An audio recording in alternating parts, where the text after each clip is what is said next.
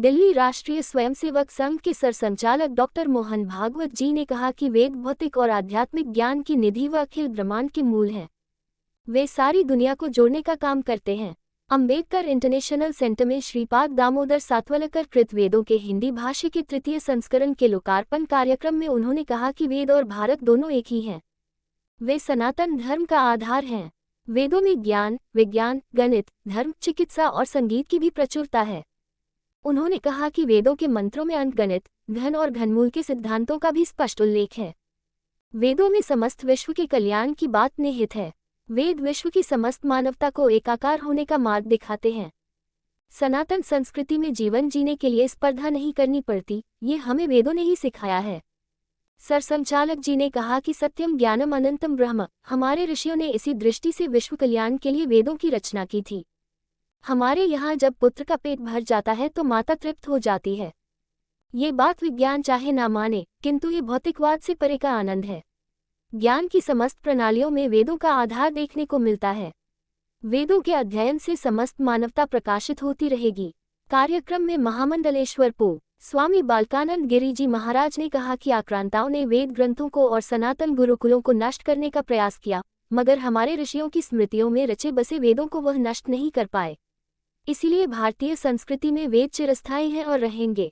चारों वेदों के 10 खंडों में हुए हिंदी भाष्य का लोकार्पण सरसंचालक जी के कर कमलों से संपन्न हुआ। वेद के संरक्षक व केंद्रीय प्रबंध समिति के सदस्य दिनेश चंद्र जी ने कार्यक्रम की प्रस्तावना में बताया कि स्वाध्याय मंडल पार्टी, गुजरात तथा दिल्ली स्थित लाल बहादुर शास्त्री राष्ट्रीय संस्कृत विश्वविद्यालय के वेद अध्ययन केंद्र द्वारा श्रीपाद दामोदर सातवलकर द्वारा भाषीकृत इन चारों वेदों के 8000 पृष्ठों के प्रकाशन में 10 वर्षों की अथक मेहनत लगी है। इस अवसर पर पुण्य कार्य में लगे विद्वानों व उनके सहयोगियों को सम्मानित भी किया गया।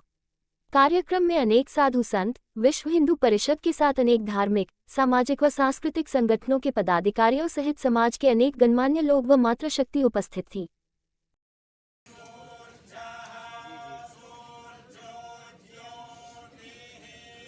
जो जाने जाते हैं, हम सबके प्राण हैं, ऐसे पूज्य सरसंघचालक जी का मैं क्या परिचय करूं। आप चिकित्सक रहे।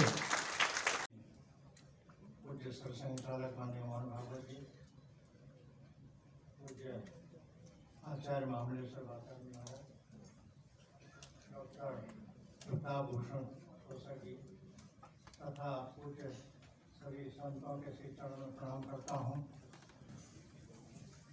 सर्वे भवन्तु सुखिनः, सर्वे सन्तु निरामया, सर्वे भद्राणि पश्यन्तु मा कश्चित् दुःखभाग् भवेत्।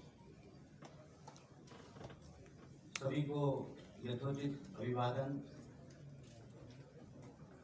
मंच पर उपस्थित सरसंघचालक जी मोहन भागवत जी की उपस्थिति हमारे लिए बहुत ही हिंदुत्व के लिए गरिमामयी है। संस्कृत की एक प्रसिद्ध युक्ति है, संदेश शक्ति कलयुग है। कलयुग में संगठन एक शक्ति है।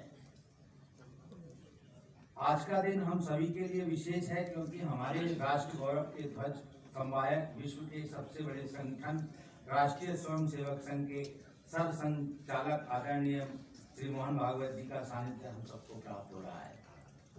वेद मूर्ति श्रीपाद दामोदर सातवलकर जी जैसे परम विद्वान मनीषी के ग्रंथों के तृतीय संस्करण का विमोचन होना समस्त सनातन समाज के लिए हर्ष का विषय है तथा स्वाध्याय मंडल वैदिक अनुसंधान केंद्र इस कार्य हेतु बधाई का पात्र है।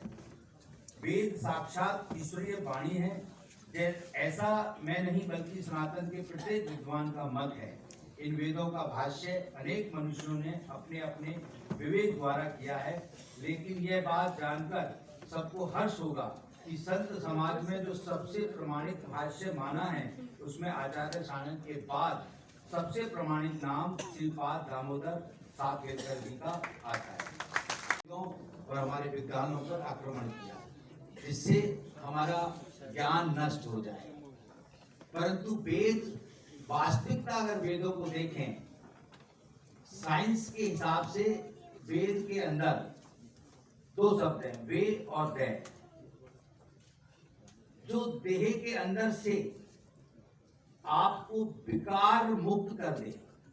आपके अंतःकरण में जो विकार हैं, वेद की एक एक ऋचा जब आप अध्ययन करते हैं, वेद के एक एक मंत्र को जब आप अपने अनुसरण में लेते हैं, तो आपके शरीर के अंदर से 5 ज्ञानेंद्रिय, 5 कर्मेंद्रिय, मन और बुद्धि विकार मुक्त हो जाती है।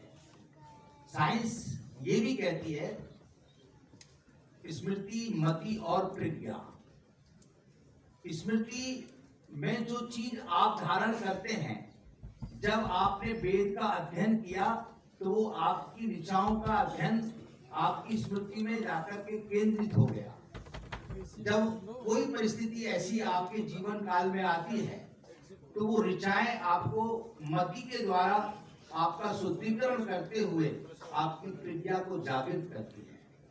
ये वेद का सूत्र है। इंग्लिश के हिसाब से ये जी हाँ, नारों का भी स्थान है, वो ये नहीं।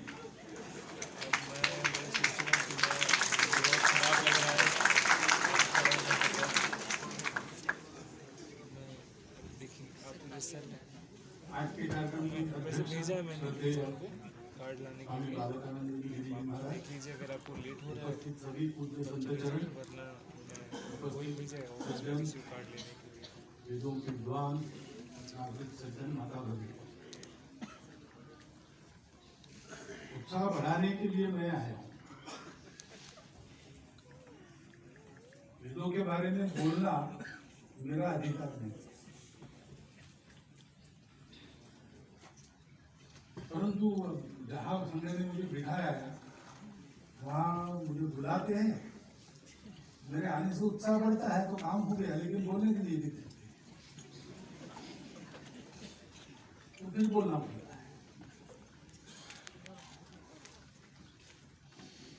वेद और भारत ये कोई दो बातें नहीं, वेदों में ज्ञान है, और ज्ञान दोनों प्रकार का है, भौतिक भी है, आध्यात्मिक। भगवान ने गीता में कहा है, त्रैगुण्यविषयाद् वेदाः। प्रकृति त्रिगुणात्मक प्रकृति है जिसके अंदर सारी सृष्टि है, उसका ज्ञान नहीं वेदों में। लेकिन आगे कहा है निस्त्रैगुण्यो भवार्थ। तो वेदों में जो त्रिगुणात्मक ज्ञान है उसके परे जाकर वेदों में उसके परे का भी ज्ञान है, विद्या भी है, विद्या भी, उसको प्राप्त करो, ऐसा गीता में कहा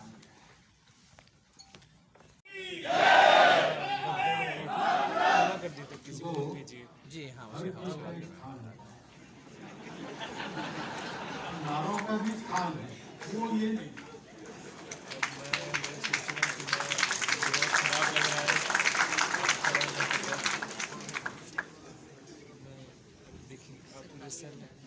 आज के कार्यक्रम में भेजा है मैंने कार्ड लाने के लिए। बालकानंद जी जी महाराज, देख लीजिए अगर आपको लेट हो रहा है उपस्थित सभी पूज्य संतचरण, वरना वही भेजा है ऑफिस में किसी को कार्ड लेने के लिए। वेदों के विद्वान, नागरिक सज्जन, माता भगिनी, उत्साह बढ़ाने के लिए मैं आया हूँ। वेदों के बारे में बोलना मेरा अधिकार नहीं,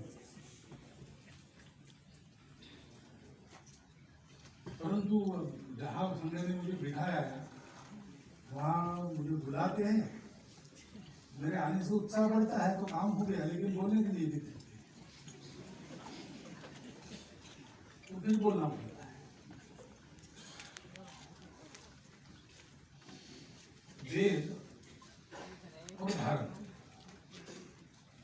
ये कोई दो बातें नहीं,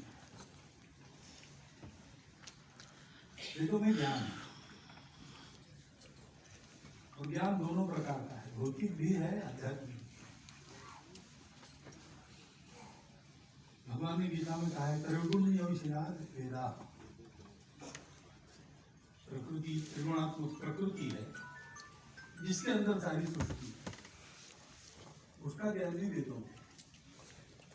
लेकिन आगे कहा है निस्त्रय गुण्यो भवार्थ। तो वेदों में जो त्रिगुणात्मक ज्ञान है उसके परे जाकर वेदों में उसके परे का भी ज्ञान है, विद्या भी है, विद्या भी, उसको प्राप्त करो, ऐसा गीता ने कहा।